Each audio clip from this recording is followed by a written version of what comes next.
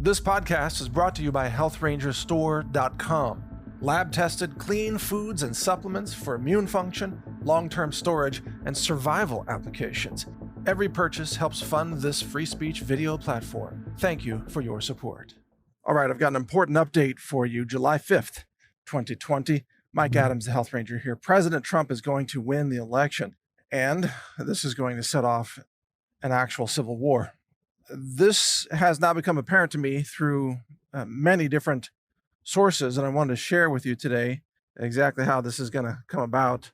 Number one, I've got intelligence sources, some news sources from a completely new group compared to some of the previous groups that have been intel sources. And this new group was able to inform me that the DOJ is going to take action against big tech, and the DOJ has already taken action against vote fraud, election rigging by Democrats. And in fact, the DOJ is also taking action against the pedophiles and child traffickers.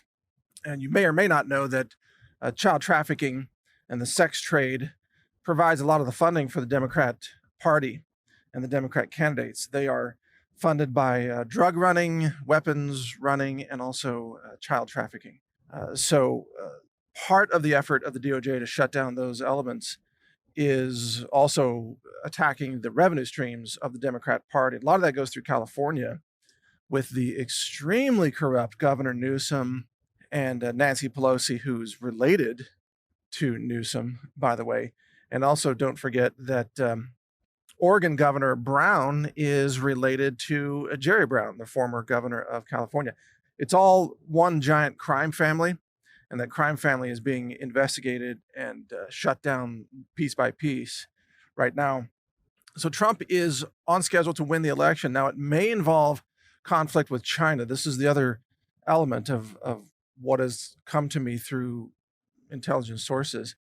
You may have heard that the U.S. military has already dispatched the USS Nimitz aircraft carrier and the USS Ronald Reagan aircraft carrier to the South China Sea area.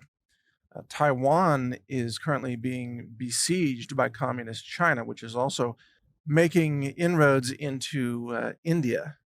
You know, the territorial border dispute between India and the United States and China that the United States has jumped into, with Trump pulling 10,000 U.S. troops from NATO, from that theater, and putting them on the border of India so that China would back off and not attempt to claim more territory with India. But China is in a militaristic, expansionist mode. And actually, a lot of similarities between what China is doing today and what Japan was doing in World War II. In a sense, China is acting out of sheer desperation, knowing that China is about to lose the trade war and the global economic war, and as a result is trying to attack its enemies. This is the same thing that Japan did in World War II when there was an oil embargo against Japan that was put in place largely by the United States. Japan had no energy to fuel its economy, and as a result, Japan then initiated aggressive actions against the United States. Pearl Harbor in particular, but at the same time, the U.S. military was ordered to stand down and allow the Pearl Harbor attack to take place, while key U.S. ships, Navy ships, were moved out of the harbor, leaving behind the far less important ships that were actually bombed. And this then created the justification for the U.S. to enter the war. And remember that until that time, there was a tremendous amount of reluctance across the United States to enter World War II, especially in the European theater. But because of Pearl Harbor, which was allowed to happen, basically the same as 9/11, 9/11 was an attack that was allowed to happen with the full knowledge of the U.S. military, or the top officials, I should say, the president. And because of that in World War II, then we were able to enter the war and justify the war, and the American people were behind the Pentagon and the president and so on. So a similar thing is shaping up right now to get the country behind Trump by, in essence, putting America in a position of being attacked by China in the South China Sea theater, or the Southeast Asia theater. This is being engineered. It's being put together. And don't get me wrong, China is a very big threat to the world. China's communism is perhaps the greatest threat to our world. And China does need to be, well, I should say the Chinese government does need to be completely destroyed, not the Chinese people who are enslaved under communism, but rather the communistic leaders, the empire of China must be destroyed.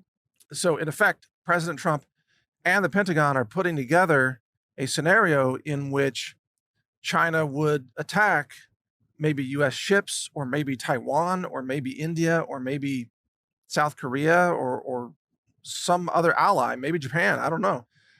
And the US would then be able to not only respond aggressively to take out the communist Chinese regime, but also then this would greatly increase the popularity of President Trump, because wartime presidents usually enjoy a very high popularity. And this is all part of the plan to not only defeat communist China, which must be done, but also to make sure that Trump gets a second term, which is also necessary to continue to defeat the deep state, who are anti-American, left-wing fascist zealots and child traffickers and drug runners and everything else.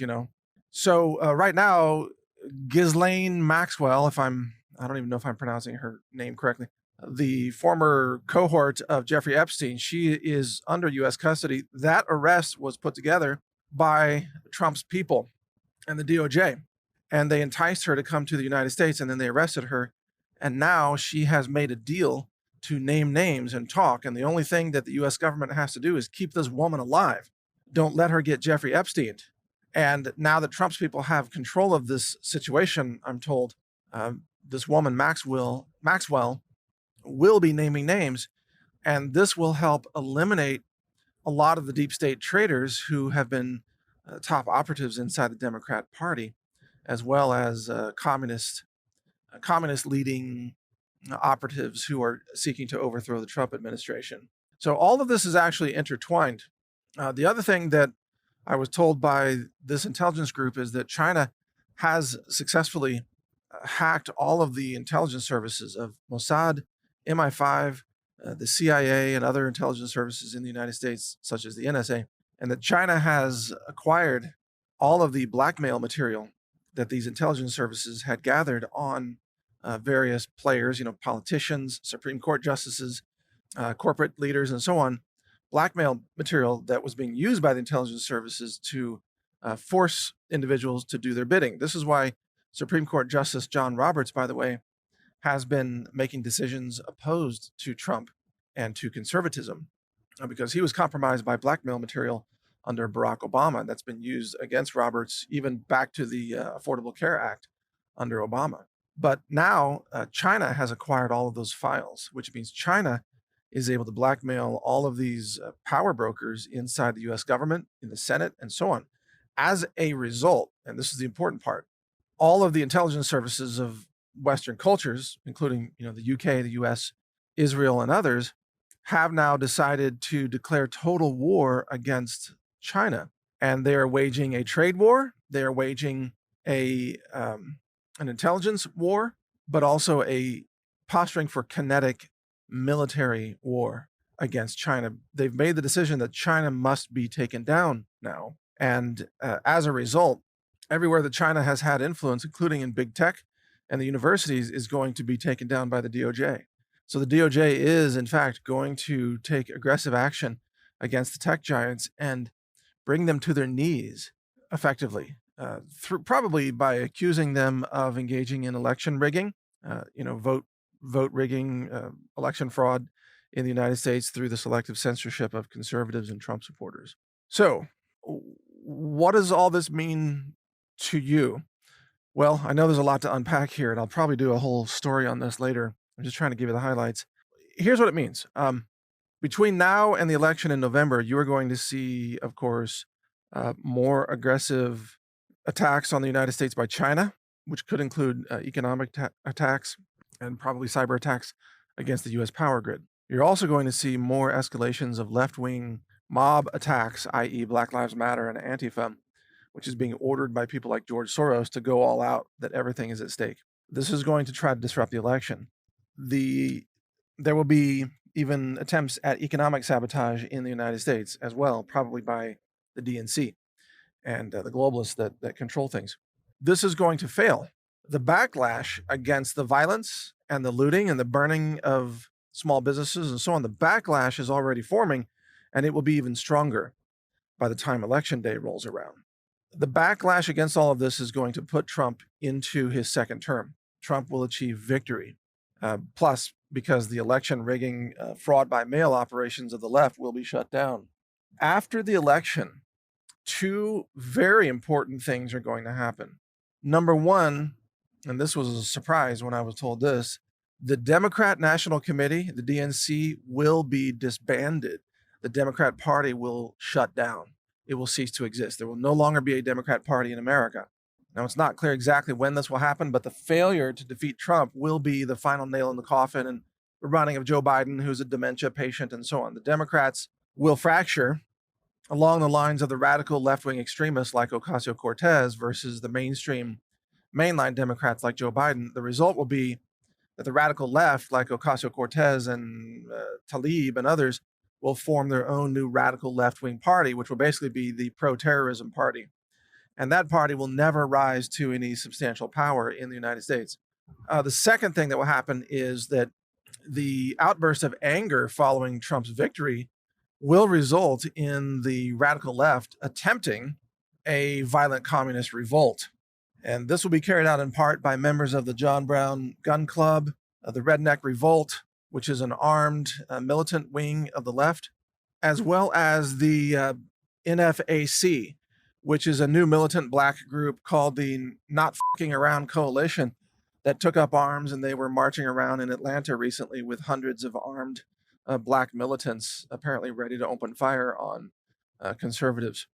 This uprising will also fail because the police will be on the side of America, the military will be on the side of America. Trump will invoke the Insurrection Act at that point, and many counties will deputize American concealed carry holders and gun owners to take up arms and to literally shoot and kill the terrorists. So in other words, the uprising will fail, the DNC will implode, Trump will take office, and the deep state will be running for cover in ways that you can't even imagine. We will see, according to these intelligence sources, we will see an incredible series of exposing the deep state traitors, arrests of pedophiles, arrests of corrupt Democrat leaders who committed treason, including by weaponizing the lockdowns to try to destroy the U.S. economy in order to harm Trump.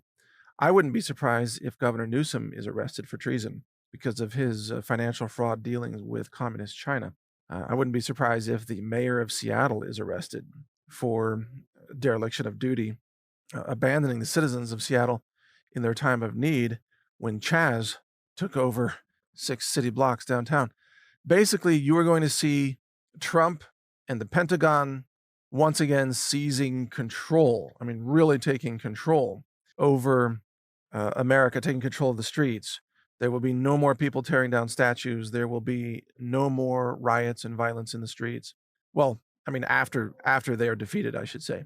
Initially, it's going to be total chaos. Initially, it's going to be cities burning, but the radical left will be defeated. There, according to Pastor Dana Coverstone, there will be UN troops in the streets at some point. I have no doubt that's true. There will be an attempted UN invasion and occupation of America, which is something that Obama put into place. That will definitely happen, but the UN troops will be defeated and will be removed from this country. So the long term, or I should say the medium term outlook here is actually very positive for America, and a lot of enemies of America will be defeated, and Trump will win the election. This is how the intelligence is shaping up right now. Of course, a lot can happen between now and Election Day, so these estimates might change, but that's the way things are looking right now. So stay tuned. I've got a lot of good intelligence sources who are feeding me information now more than ever before. And you can stay tuned in to what I'm sharing with you by listening to my podcast at brighteon.com. My channel is HR Report. And also, of course, my website is naturalnews.com. America will win. All of this that you're seeing that's happening right now, America is going to survive and actually be victorious. Thank you for listening. Mike Adams here. Be safe. God bless America. Thank you for watching. If you want to support our mission, visit us at healthrangerstore.com for the world's largest selection of lab-verified superfood and nutritional products for healthy living. It's at healthrangerstore.com.